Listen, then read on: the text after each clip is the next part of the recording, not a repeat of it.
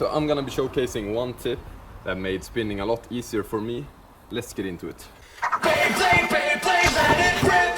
Let's fight an epic battle. Face off and spin the metal. No time for doubt now. No place for backing down.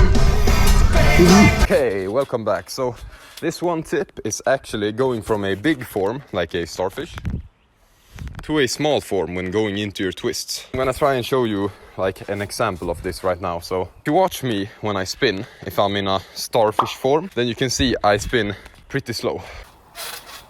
But if we change that up and I'm just small, I spin a little bit faster, but I'm not fast as Sonic.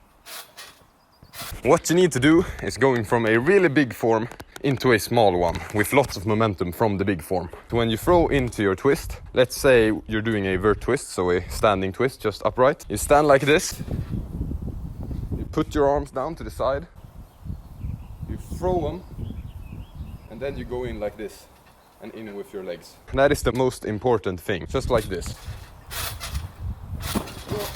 Okay, actually vert twists are pretty hard right here. I'm gonna do it on the grass. So first we have starfish. Then we have really small all the time.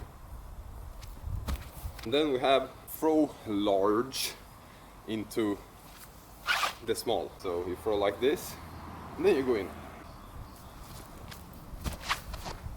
You see how much faster I went? That is the key to twisting faster. So now if we're going to incorporate this into like a cork, I'm gonna try and show you the technique. We want to do exactly the same thing but translate it into twisting while going kind of vertical. So I'm gonna show you a couple of examples of the same sorts of twisting but in a cork.